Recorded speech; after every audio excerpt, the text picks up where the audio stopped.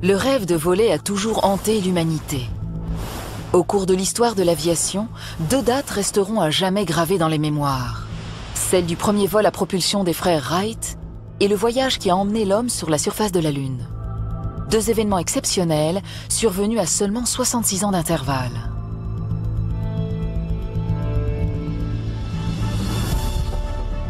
Voici une reconstitution des faits tels qu'ils se sont révélés lors de ces 2 journées qui ont marqué le monde.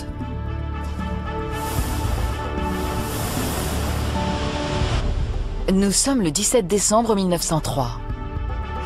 Henry Ford a créé sa firme automobile.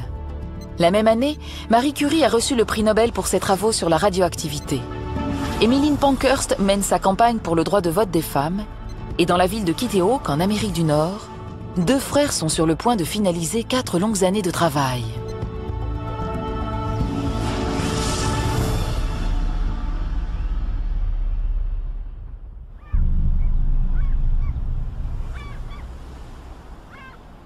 L'aube se lève sur les dunes. Ici, sable et marais salants s'étirent sur près de 200 km. C'est dans cette région de Caroline du Nord que depuis 3 mois, 2 frères originaires de Dayton, dans l'Ohio, ont élu domicile.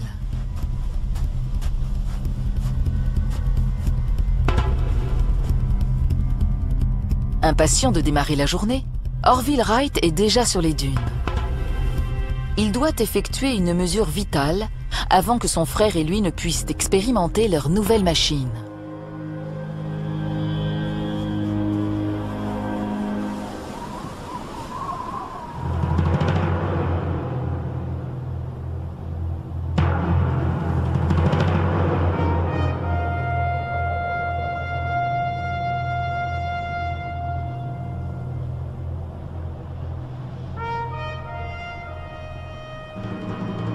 Nous n'avons pas à nous plaindre du site.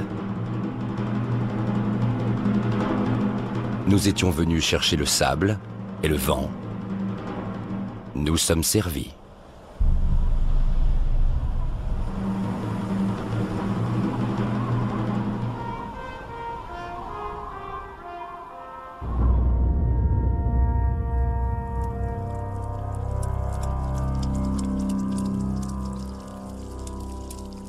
Dans la petite cabane en bois où ils sont installés depuis 3 mois, Wilbur, le frère aîné d'Orville, prépare le petit déjeuner. Au menu, des œufs, du jambon et des biscottes comme tous les matins. Au fond de lui, Wilbur espère en avoir bientôt fini.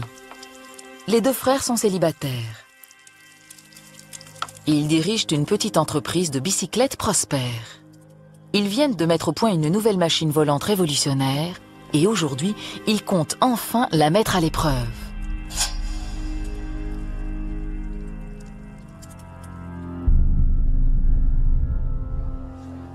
À plus d'1 kilomètre de là, les sauveteurs en mer ont également un œil sur le temps.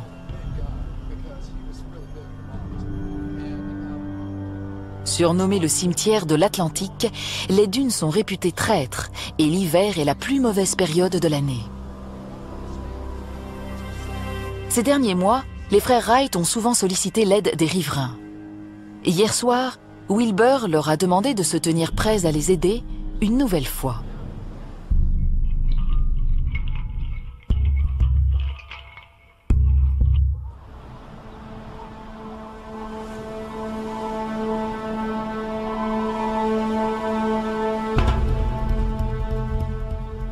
Orville est inquiet. Le vent souffle à 43 km/h. Une tempête est la dernière chose dont les 2 frères ont besoin aujourd'hui. Leur machine fonctionnera-t-elle par ce vent? Et celui qui la pilotera aura-t-il des chances de s'en tirer? Leur temps est compté.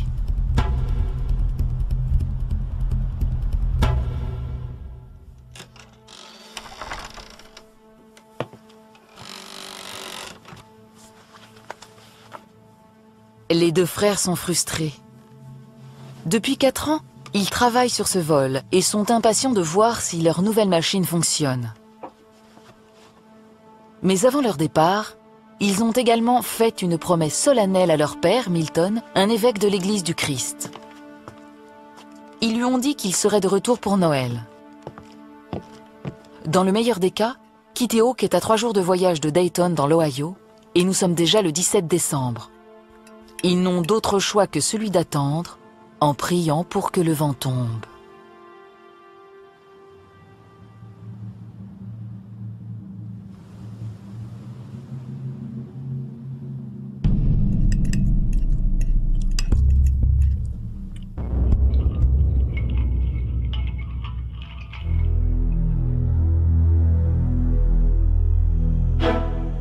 Pressé par le délai imposé, Wilbur décide de jeter un œil aux conditions météorologiques. Depuis plusieurs années, je souffre de la conviction que l'homme peut voler. Le mal ne fait qu'empirer, et je crains que cette certitude dévorante ne finisse par me coûter une fortune, si ce n'est la vie. La peur qui envahit Wilbur par cette froide matinée n'est que trop réelle. Il lui suffit de songer au destin de l'homme qui a inspiré sa passion en premier lieu. Otto Lilienthal, l'homme oiseau européen. Un ingénieur civil allemand qui a parcouru une distance de 240 mètres à bord d'élégants planeurs faits de bois de saule et de coton ciré. Lilienthal était persuadé que l'homme devait maîtriser le contrôle d'une machine volante s'il voulait conquérir le ciel.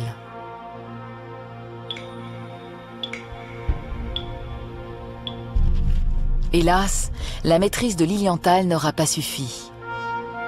En 1896, il s'écrase au sol au terme d'un piquet et se brise la nuque. Malgré cette mort tragique, Lilienthal demeure une source d'inspiration pour les frères Wright.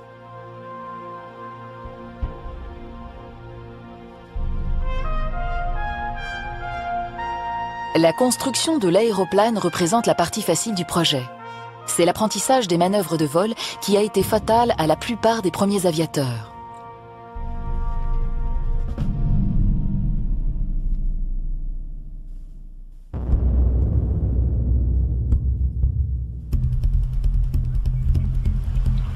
Le sauveteur en mer, John Daniels, patrouille le long des dunes. Certains habitants de la région estiment que si le Seigneur avait voulu que l'homme puisse voler, il lui aurait donné des ailes. Mais Daniels n'est pas de cela. Il n'a cessé d'observer les frères Wright avec fascination et compte bien les aider aujourd'hui encore. Mais pour l'heure, tout est calme du côté des aviateurs.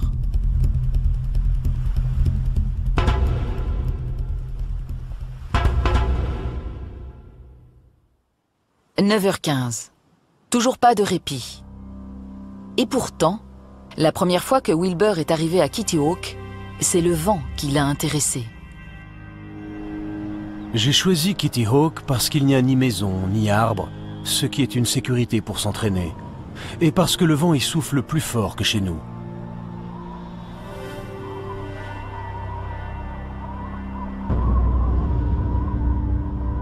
Pour les frères Wright, le site de Kitty Hawk constitue un terrain d'entraînement secret où ils peuvent expérimenter leur propre théorie de vol.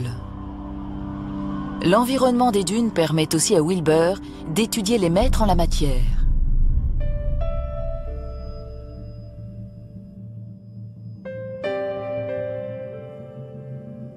Nous ne pouvions admettre que ce qui permettait aux oiseaux de voler ne puisse être reproduit à une plus grande échelle et exploité par l'homme. Wilbur découvre que le secret de la maîtrise réside dans la manière dont les oiseaux ajustent minutieusement la position de leurs ailes pendant le vol. Si les ailes sont capables de les maintenir en l'air sans le moindre effort musculaire, nous ne comprenons pas ce qui empêcherait l'homme d'en faire autant. Au lieu de confectionner des ailes gigantesques et de s'élancer du haut d'une falaise, les deux frères commencent par s'entraîner les pieds au sol, avec un cerf-volant.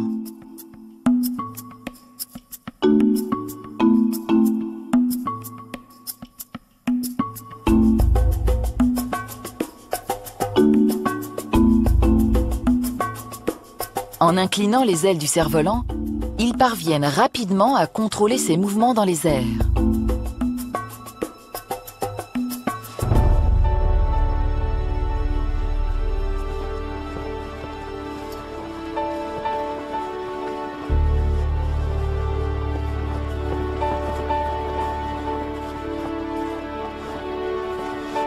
La marche ailée, comme il la surnomme, donnera naissance aux volets sur les ailes des futurs appareils.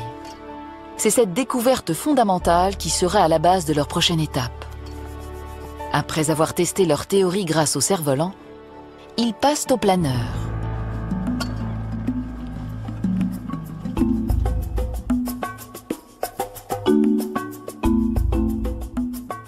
Tout au long de l'automne 1902, les deux hommes arpentent les plages de Kitty Hawk, le vent fournissant la force nécessaire à leurs machines en bois de saule et coton ciré.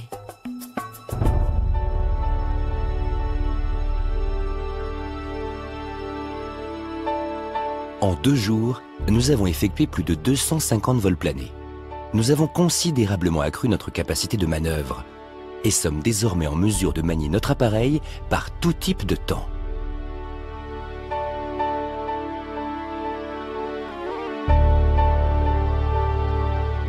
Le sable limite les conséquences d'éventuelles erreurs.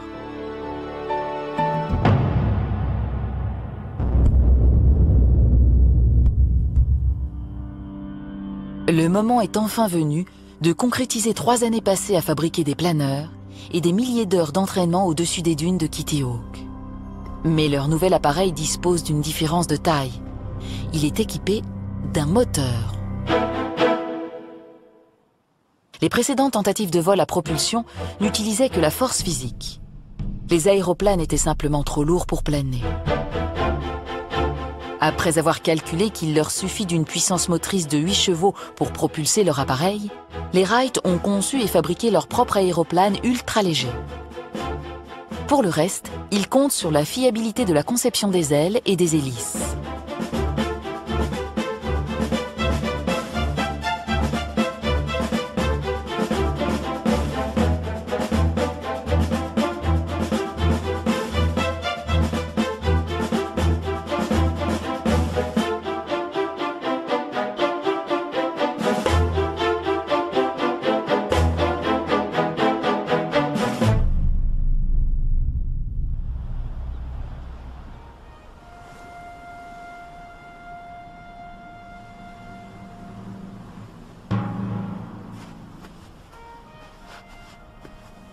Peu après 10 heures, Wilbur et Orville décident d'aller inspecter leur appareil.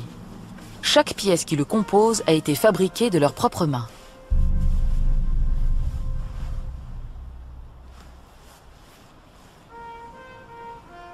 Les 2 hélices sont reliées par des chaînes à bicyclette à un moteur à essence ultra léger. Les ailes orientables en bois de saule et en coton ciré, ainsi que l'empennage arrière, servent à manœuvrer l'appareil en vol. L'empennage manuel situé à l'avant permet de contrôler l'ascension et la descente. N'est-il pas stupéfiant que tous ces secrets aient été préservés pendant tant d'années, uniquement pour que nous puissions les découvrir? Même si Orville a une confiance inébranlable en son génie, comme en celui de son frère, ils sont tous les deux conscients que leur appareil manque cruellement d'heures de vol. L'expérimentation de toute nouvelle machine comporte de nombreux risques et par un vent de 45 km/h, ils risquent leur vie.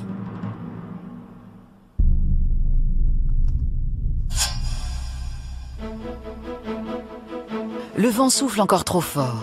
La frustration est à son comble. 3 jours auparavant, ils se sont pourtant lancés.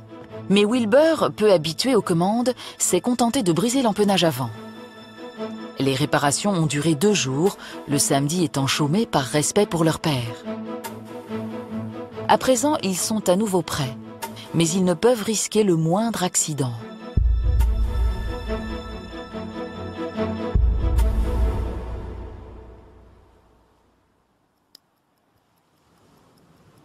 Le temps presse.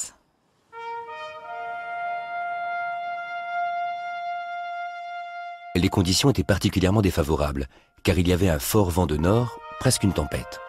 Mais puisque nous avions décidé de rentrer pour Noël, nous étions déterminés à aller jusqu'au bout.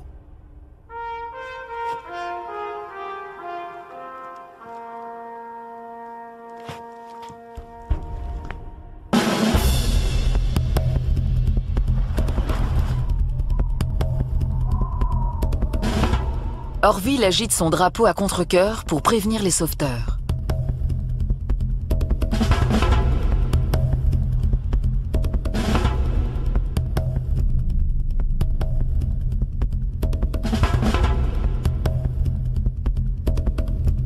Les hommes quittent leur base côtière et se mettent en route accompagnés d'un jeune garçon, Johnny Moore, de la station balnéaire voisine de Nag's Head.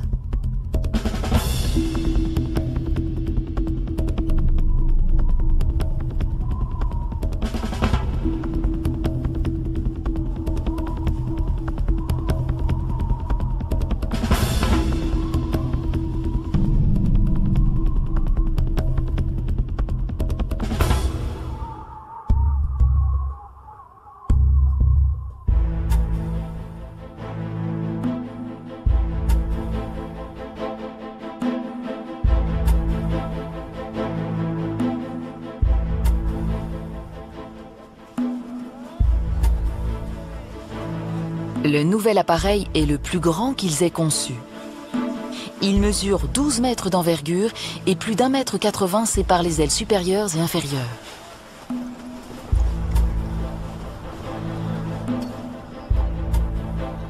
Ils l'ont baptisé le Flyer, l'objet volant.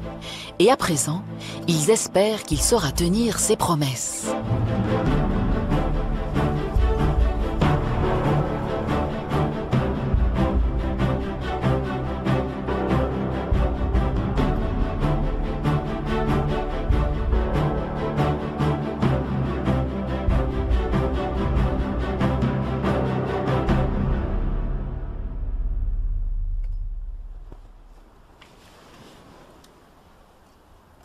Dans les toutes premières expérimentations de vol, les frères Wright ont documenté leurs exploits avec des photos. Cette journée ne déroge pas à la règle.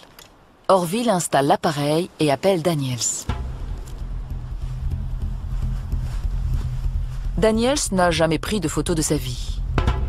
Mais Orville cadre l'objectif et dit au pêcheur d'actionner l'obturateur lorsque l'aéroplane sera devant l'appareil.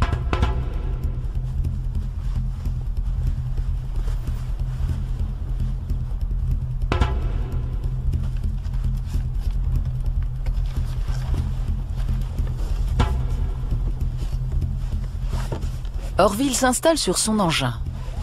Derrière lui, Wilbur est prêt à lancer l'hélice et le moteur.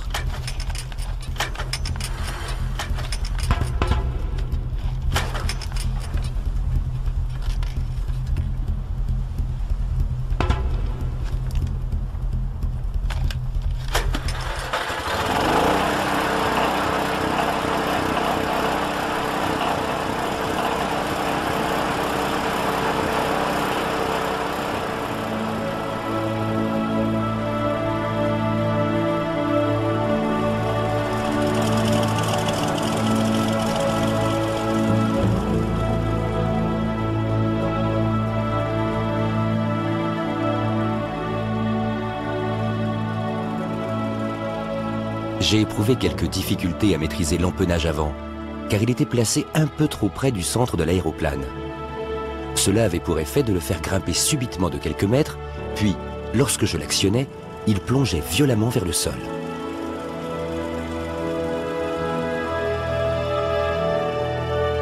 Le premier vol d'Orville Wright ne dure que 12 secondes. Wilbur est tellement captivé qu'il en oublie d'arrêter le chronomètre.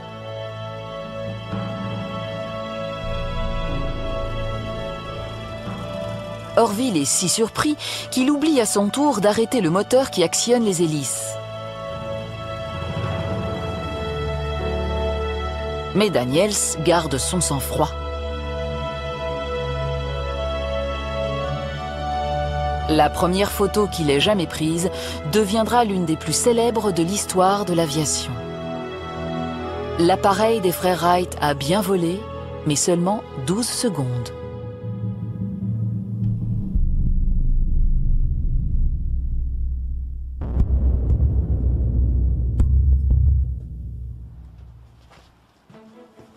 Malgré l'enthousiasme général, le vent glacial a raison de tout le monde.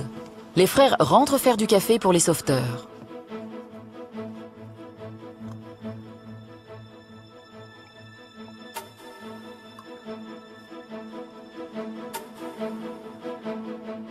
Mais Wilbur est impatient de poursuivre. Le Leur appareil a volé. Mais il n'a parcouru qu'une quarantaine de mètres. Wilbur est loin d'être satisfait. Les hommes retournent affronter le froid pour un nouvel essai.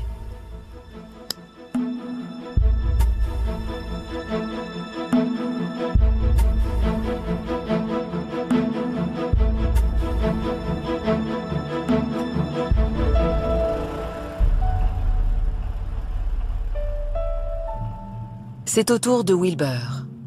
Il va accomplir le second vol de la journée. L'appareil parcourt 53 mètres.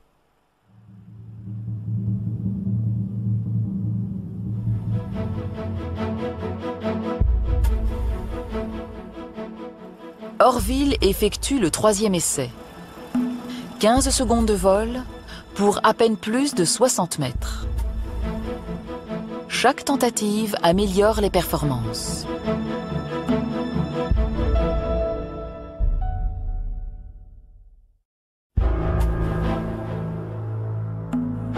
Peu après midi, Wilbur s'apprête à faire un quatrième essai, son dernier sur l'appareil.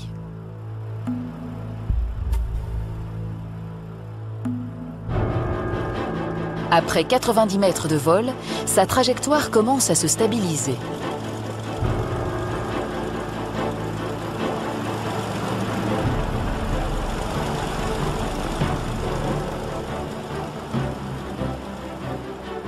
Mais soudain, il perd le contrôle, la machine pique du nez et s'écrase sur le sable. L'empennage avant est en miettes. Le flyer est irréparable, mais Wilbur est sain et sauf.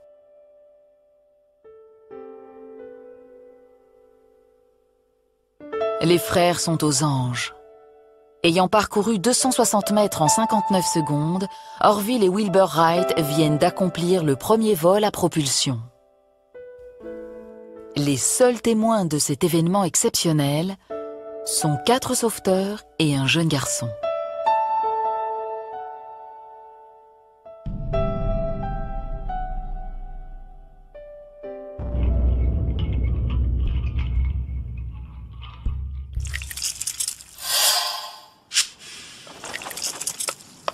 Il est 1h de l'après-midi. Au menu du déjeuner, des œufs, du jambon et des biscottes.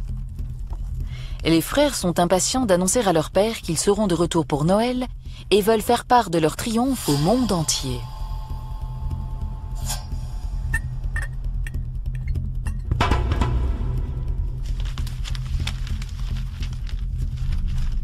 À 150 km de là, à Norfolk, en Virginie, H.P. Moore est à son bureau, au service du tirage du Virginian Pilot.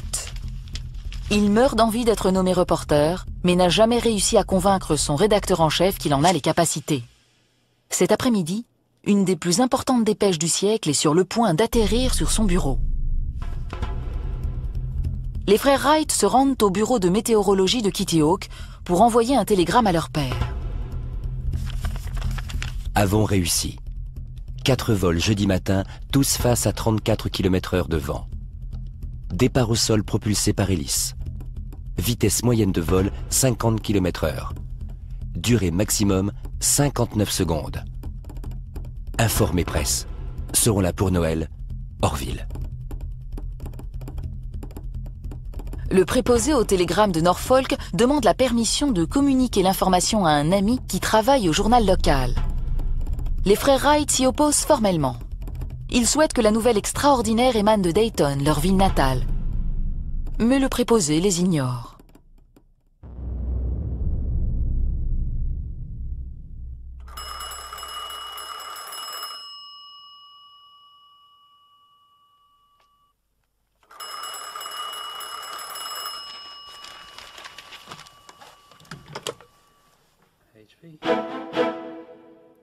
Lorsqu'il reçoit le coup de téléphone de son ami du bureau du télégraphe, H.P. Moore n'en croit pas ses oreilles. Comment? Cette histoire va lancer sa carrière, mais il lui faut plus de détails de la bouche des témoins. Il veut citer le monsieur Wright dont parle son ami. Mais la liaison télégraphique avec Kitty Hawk est hors d'usage. Alors, l'ambitieux journaliste rédige sa propre histoire, basée sur ce que son ami vient de lui dire, en y apportant quelques embellissements personnels.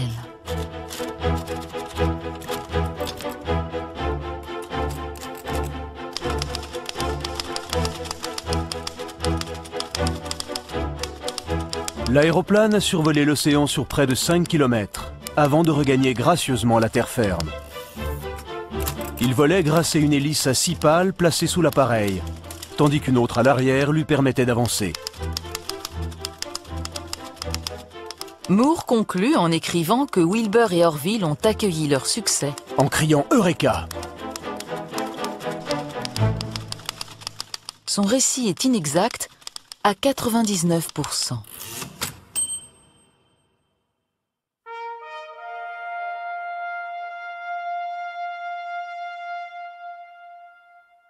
Kitty Hawk. Wilbur et Orville se préparent à arriver chez eux au terme d'un voyage de 3 jours. Ils ne peuvent qu'imaginer comment le monde a réagi à la nouvelle de leur triomphe.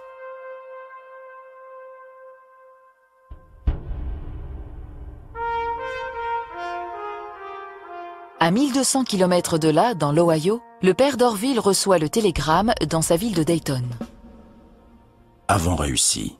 4 vols jeudi matin, tous face à 34 km/h de vent. Départ au sol propulsé par hélice. Vitesse moyenne de vol, 50 km/h. Durée maximum, 59 secondes. Informé presse. Le télégramme a écorché le prénom de son fils, mais l'évêque est aux anges. Suivant les instructions du message, il envoie immédiatement le télégramme au journal local. Frank Tunison est de garde dans la salle de rédaction du Dayton Journal.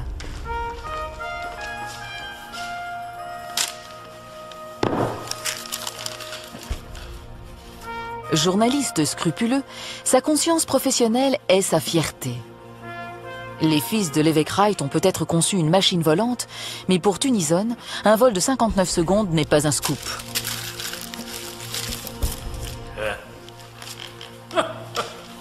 S'ils avaient volé 59 minutes, ils auraient peut-être eu quelques lignes dans le journal de Dayton.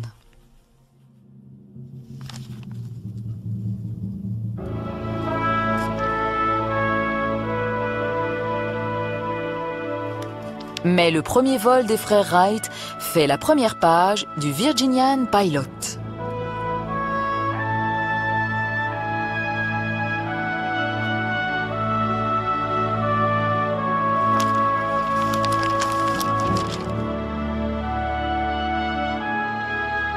Le lendemain matin, l'histoire d'H.P. Moore s'étale sur 5 colonnes à la une. La veille, il l'a pourtant proposé à d'autres journaux, mais aucun ne l'a publié, hormis le sien.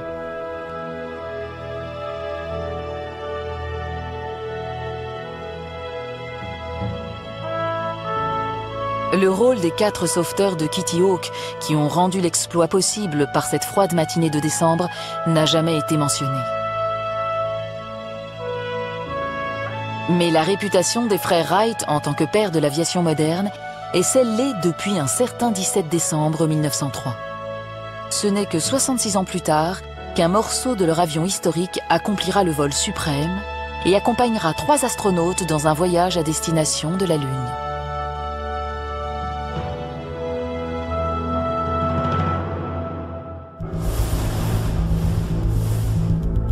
Nous sommes en 1969. Yasser Arafat vient d'être élu à la tête de l'OLP. James Earl Ray est emprisonné pour le meurtre de Martin Luther King. Au Biafra, la famine menace des millions de personnes et à 400 000 km de là, 3 astronautes flottent dans l'espace et sont sur le point d'accomplir le plus grand exploit technologique de tous les temps. Houston, au Texas.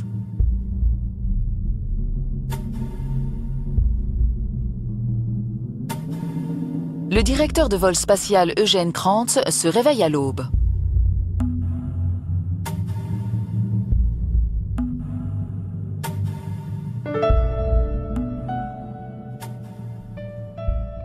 Ce vétéran de la guerre de Corée est un patriote et un fervent catholique.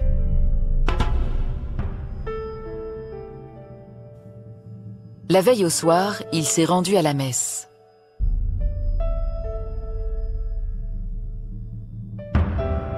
Mais au-delà de ses croyances religieuses, Krantz a foi dans le programme spatial. Loin de simplement faire partie de sa vie, le programme est sa vie. Lorsqu'il travaille au centre de contrôle, il porte toujours le gilet que lui a confectionné son épouse Martha. Mais aujourd'hui, il va porter ce gilet au cours de ce qui va constituer le moment le plus exceptionnel de sa carrière.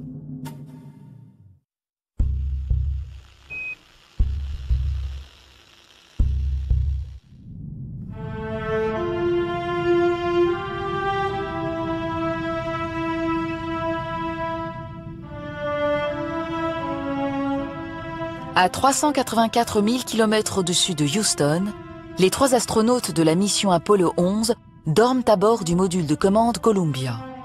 Ils sont en orbite autour de la Lune depuis 17 heures. Neil Armstrong, 38 ans, est responsable de la mission. Il est accompagné des astronautes Edwin Buzz Aldrin et Michael Collins. La nuit précédente, Collins s'est porté volontaire pour veiller afin que ses 2 collègues puissent se reposer. Il devra rester en orbite dans le module de commande, tandis qu'Armstrong et Aldrin tenteront d'allunir à bord du module lunaire Eagle. Dans 23 minutes, ils se réveilleront pour débuter leur voyage dans l'inconnu.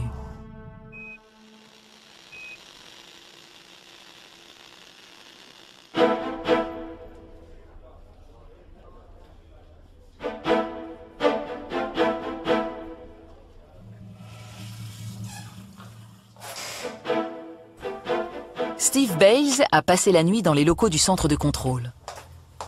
Habituellement peu matinal, c'est un jour où il ne peut pas se permettre une panne d'oreiller. À tout juste 26 ans, Steve est déjà un vétéran du centre spatial où il travaille depuis 5 ans. C'est son premier emploi depuis son diplôme universitaire.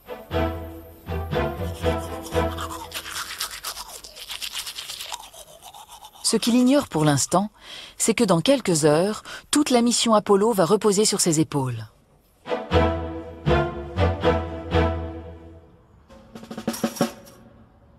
En tant que directeur de vol, Krantz a la responsabilité générale de la phase d'alunissage.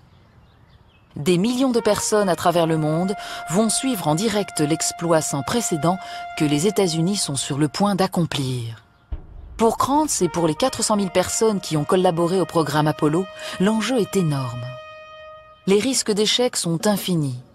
Mais s'ils réussissent, ils mettront un point final magistral à une course engagée 8 ans auparavant. Le 25 mai 1961, au plus fort de la guerre froide, John F. Kennedy prononce ce qui constituera un des discours les plus marquants de sa brève présidence. Je considère que cette nation doit s'engager avant la fin de cette décennie à faire atterrir un homme sur la Lune et à le ramener sain et sauf. Nous avons décidé d'aller sur la Lune et d'accomplir d'autres tâches au cours de cette décennie, non pas par facilité, mais parce que c'est difficile. Kennedy a emmené la guerre froide dans l'espace.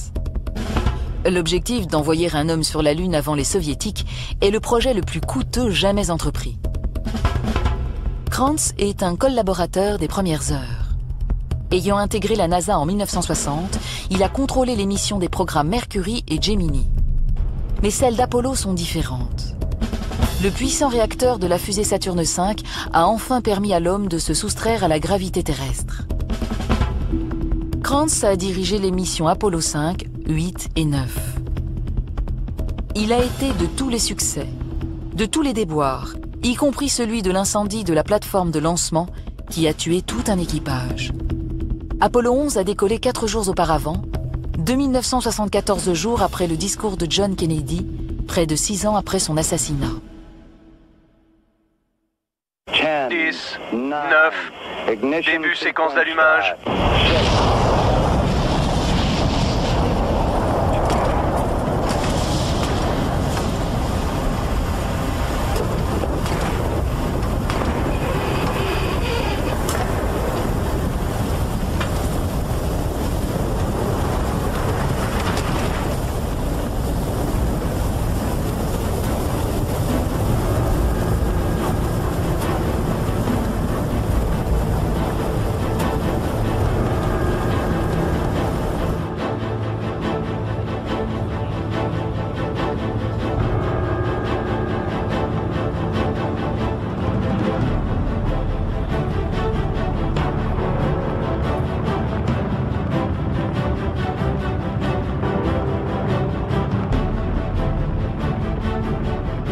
Après avoir décrit une orbite et demie autour de la Terre, le réacteur du 3e étage arrache Apollo 11 de son orbite terrestre et la propulse en direction de la Lune.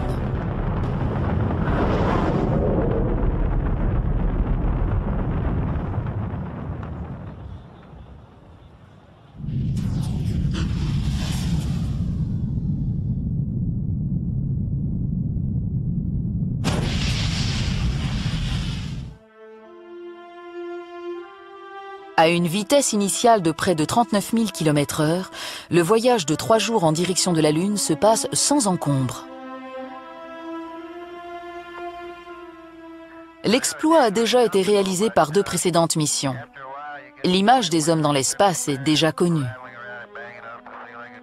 Mais la mission Apollo 11 comporte une différence de taille. Cette fois, un équipage va se poser sur la Lune.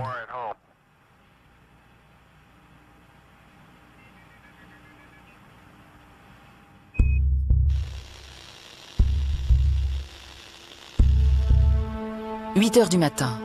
Krantz arrive au centre de contrôle et prend la direction du vol spatial. Apollo 11, ici Houston. Je distingue mal qui est à l'image, mais c'est le grand Collins. Bonjour tout le monde. Je suis bien là, mais Neil est la vedette et Buzz est en train de filmer.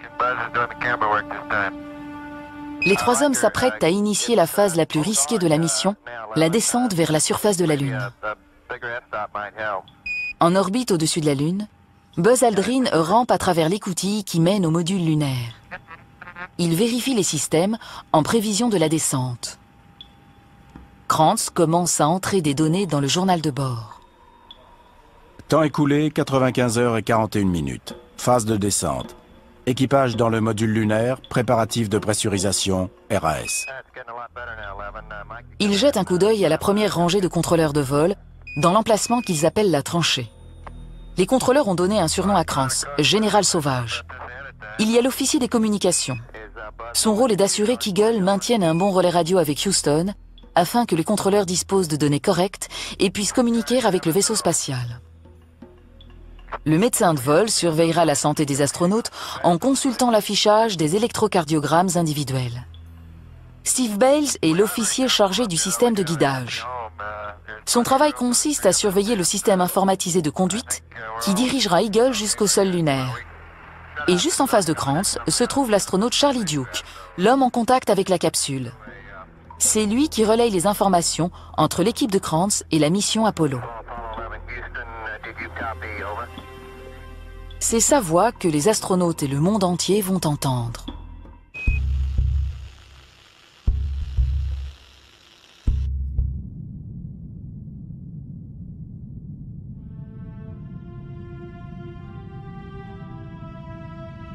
Lors du survol de la face cachée de la Lune, les communications d'Eagle et Columbia avec Houston sont coupées.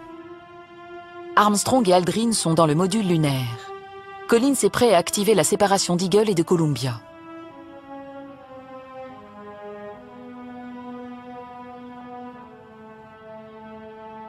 Collins déclenche les verrous à ressort du mécanisme d'arrimage. Eagle s'éloigne lentement.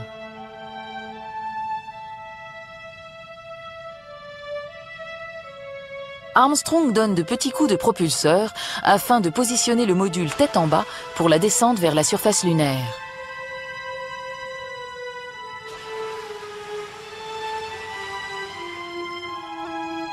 Baptisé le cadre de lit volant par les astronautes lors des entraînements, l'équilibre d'Eagle est assuré par un ordinateur embarqué.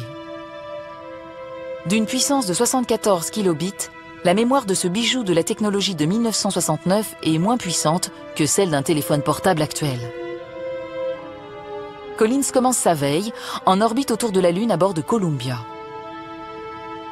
En privé, il a estimé à 50-50 les chances que la mission se déroule sans encombre. Si tout se passe comme prévu, il ne reverra pas Armstrong et Collins avant au moins 22 heures. Si quelque chose devait mal tourner, il est probable qu'il ne les reverra jamais.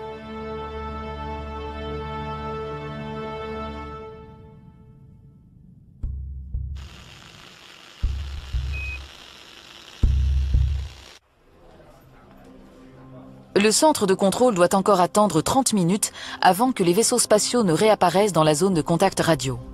Krantz demande à ses contrôleurs de vol de regagner leur poste dans un quart d'heure.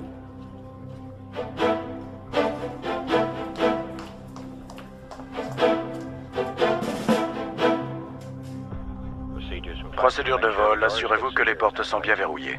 Krantz donne l'ordre à la sécurité de verrouiller les portes du centre de contrôle et passe sur un circuit de communication interne.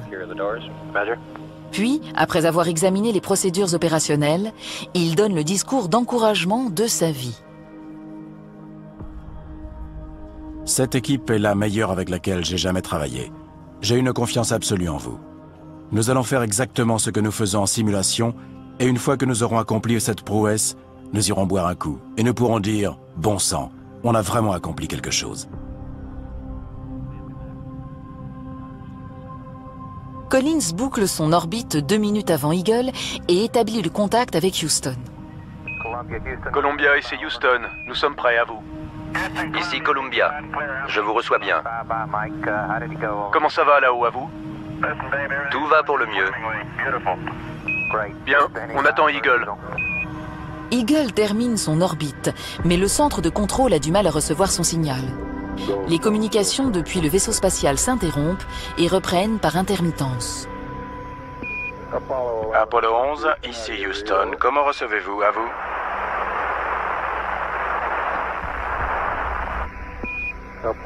Apollo 11, ici Houston. Comment recevez-vous?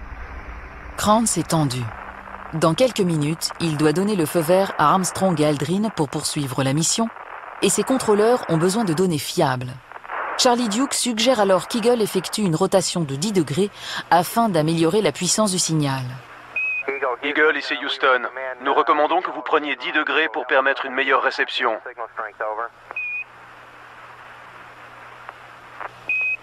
Eagle, ici Houston. Signal rétabli. Vous recevez, à vous? Reçu, tout va bien. Le signal étant rétabli, Krantz demande à ses contrôleurs de vol s'ils sont parés pour la descente. À tous les contrôleurs de vol, je fais un tour de table. Donnez votre feu vert en fonction des données que vous avez. Vous avez quelques secondes supplémentaires. Allons-y. OK, retro, go. Fido, go. Guide, go. Control, go. Telcom, go. GNC, go. Ecom, go. Surgeon, go. Capcom, word, go to continue PDI. Bien reçu. Vous pouvez poursuivre. Je répète, vous pouvez poursuivre la mission. Eagle est maintenant en position. La phase de descente vers la Lune va pouvoir débuter. Cette partie de la mission n'a encore jamais été effectuée. À seulement 50 000 pieds au-dessus de la Lune, Armstrong et Aldrin sont sanglés au plancher du module lunaire. L'oxygène pur qui est diffusé dans la capsule leur assèche la bouche. L'ordinateur va assurer la descente jusqu'à 500 pieds. Puis, Armstrong prendra les commandes pour l'alunissage. Le réacteur assurant la descente s'allume, et le module lunaire vibre et ronronne à une haute fréquence. Eagle se dirige vers la Lune la tête la première à 1600 km/s. Armstrong regarde par le hublot pour se repérer, mais chaque point de repère apparaît avec 2 secondes d'avance sur les prévisions. À cette vitesse, il risque de dépasser le site d'alunissage prévu de plus de 3 km.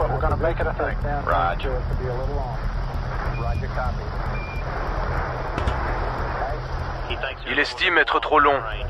C'est juste, je confirme. Je confirme, bien reçu. Steve Bales, l'officier chargé du guidage, est inquiet.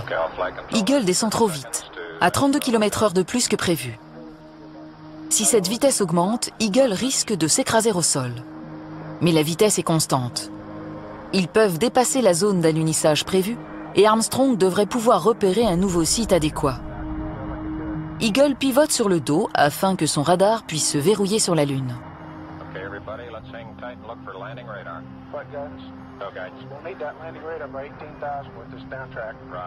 Le radar prend le relais, transmettant les données sur la vitesse et l'altitude au système de guidage d'Eagle.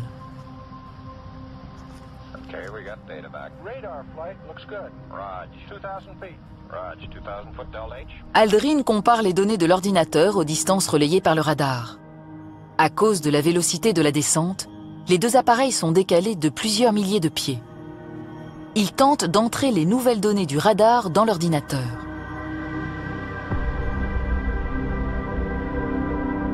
une alarme retentit dans l'ordinateur.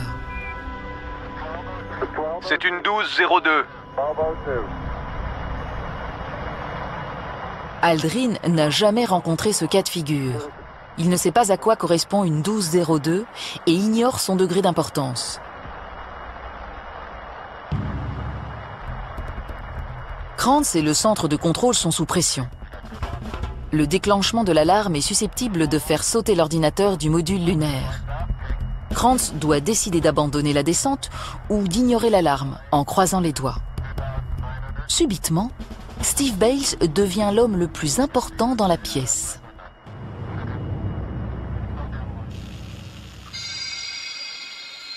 La mission entière repose à présent sur les épaules d'un jeune responsable des systèmes de guidage âgé de 26 ans. Mais Bales ignore lui aussi à quoi correspond une 1202. Lors des simulations d'alunissage, 3 secondes d'hésitation représentaient une éternité. Le centre de contrôle va prendre 15 secondes avant de répondre à Armstrong.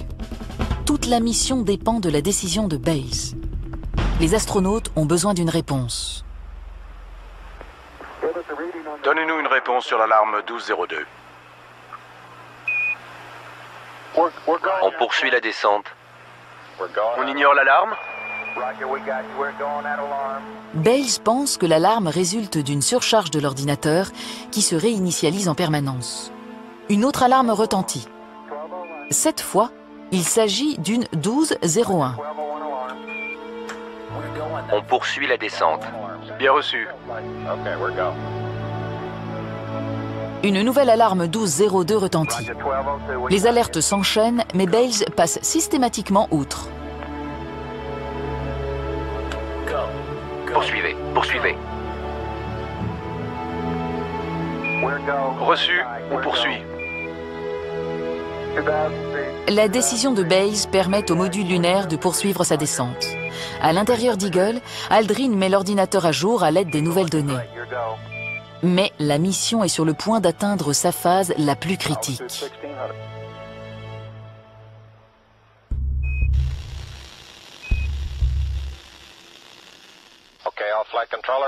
À tous les contrôleurs de vol, sommes prêts pour l'alunissage. Capcom, nous sommes prêts pour l'alunissage.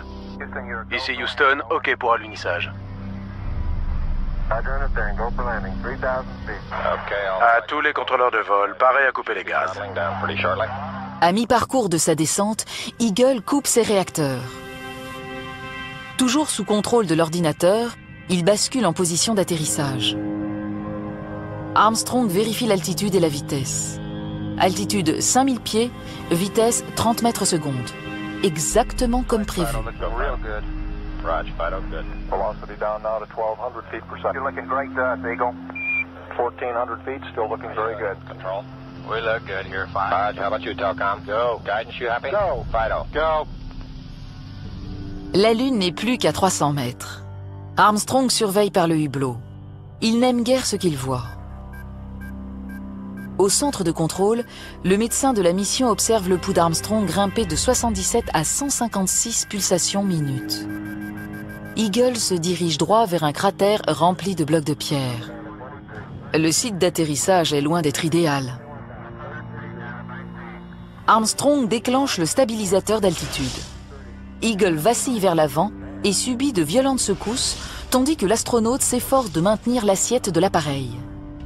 À 120 mètres de la surface lunaire, Eagle franchit le champ d'ébouli et Armstrong scrute le paysage à la recherche d'un site plus sûr. À Houston, les données indiquent qu'Armstrong a pris le contrôle du module lunaire. Mais les techniciens constatent aussi que l'utilisation du propulseur a sérieusement entamé les réserves de combustible. Pour la première fois de la journée, Krantz et les contrôleurs de vol sont impuissants. Ils sont réduits à écouter Armstrong et Aldrin calculer la distance qui les sépare de la Lune, en espérant qu'ils ne tombent pas en panne de combustible.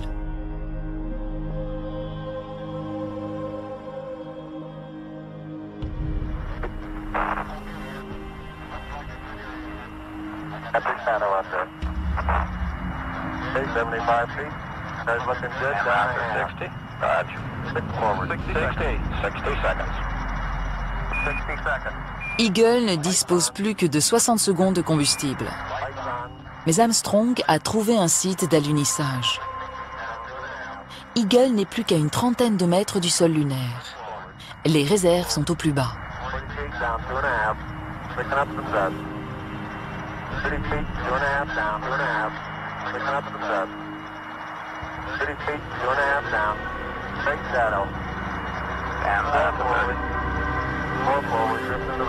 « 7 mètres.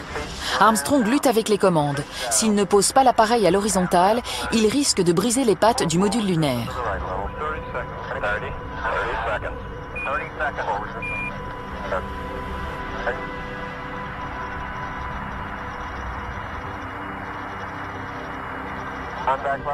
Au moment de l'alunissage, Armstrong est censé couper les réacteurs du module. Mais il est tellement absorbé par sa manœuvre qu'il oublie momentanément.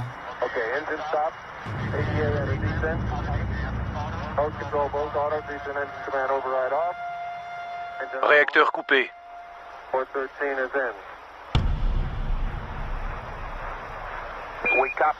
Reçu, Eagle. Houston, ici tranquillité. Eagle s'est posé. Bien reçu, tranquillité. Il y a quelques types sur le point de passer l'arme à gauche. Merci. On va pouvoir respirer à nouveau. On va être occupé quelques instants. Un peu de silence, s'il vous plaît. Krantz calme ses contrôleurs. Le plan de vol peut exiger un décollage d'urgence.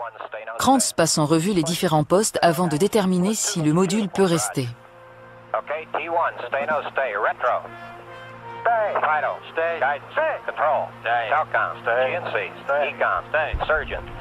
Capcom, RAS, Eagle peut rester. Reçu, Eagle. Vous pouvez rester. Terminé. Le feu vert est unanime. Armstrong et Aldrin mettent la plupart des systèmes d'Eagle hors tension. Le plan de vol prévoit 4 heures de repos, mais il n'y a aucune raison d'attendre. Armstrong suggère que la partie la plus importante de la mission commence avant l'heure. Maintenant qu'Eagle est en sécurité sur la Lune, Krantz et son équipe passent le relais à un autre groupe, le temps de donner une brève conférence de presse. Mais tous sont impatients de revenir assister au point culminant de la mission.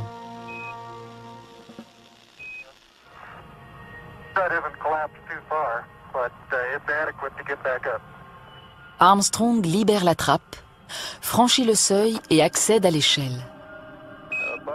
Il tire le marchepied sur le côté du module, lequel libère un plateau d'arrimage. Sur l'écran géant du centre de contrôle, une image extraterrestre prend forme dans un scintillement noir et blanc. Armstrong atteint la dernière marche de l'échelle, la fait coulisser et, au ralenti, saute sur la plateforme. C'est une poussière très fine vue d'ici, on dirait presque de la poudre. Prudemment, il soulève sa jambe gauche et la pose sur la poussière. C'est un petit pas pour l'homme, mais un pas de géant pour l'humanité.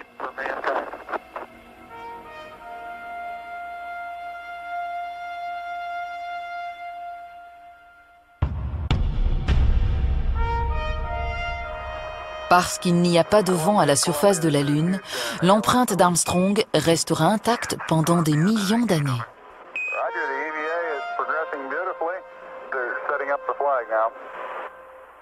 Plus tard, Armstrong et Aldrin déplieront un drapeau américain, renforcé par un fil métallique, afin de lui donner l'apparence de flotter dans cet univers sans air.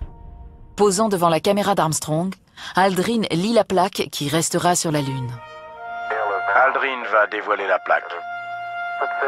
Il est inscrit « Ces hommes viennent de la planète Terre. Ils ont posé le pied sur la Lune en juillet 1969 après Jésus-Christ. Ils sont venus en paix, au nom de toute l'humanité. »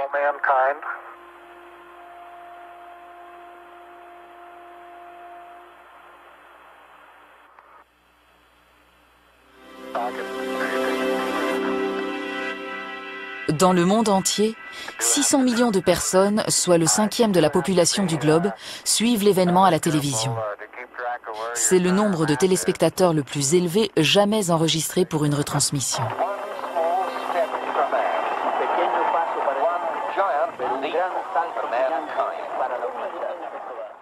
Après 2h30 passées sur la surface de la Lune, les deux astronautes regagnent le module lunaire.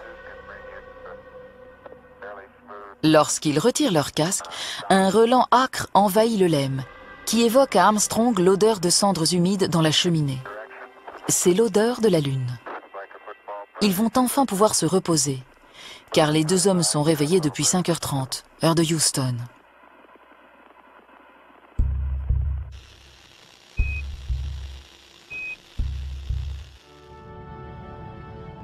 Dans quelques heures, Armstrong et Aldrin décolleront de la Lune pour rejoindre Michael Collins, resté à bord du module de commande.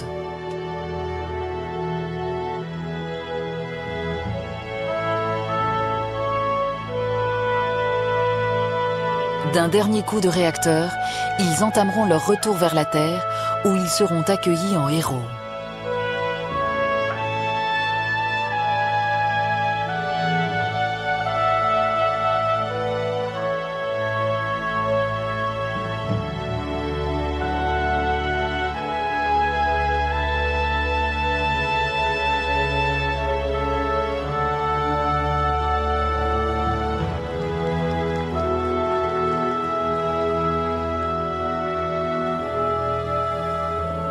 Neil Armstrong entrera dans les livres d'histoire comme le premier homme à avoir marché sur la Lune, Buzz Aldrin comme le second, et Mike Collins comme l'astronaute qui les a accompagnés. Gene Kranz dirigera plusieurs futures missions Apollo. Quant à Steve Bales, il recevra la médaille d'honneur présidentielle pour son rôle dans la phase d'alunissage du module. Au total, 12 hommes fouleront le sol lunaire. Le dernier d'entre eux, le 11 décembre 1972, le premier en ce 20 juillet 1969. 66 ans après le premier vol des frères Wright.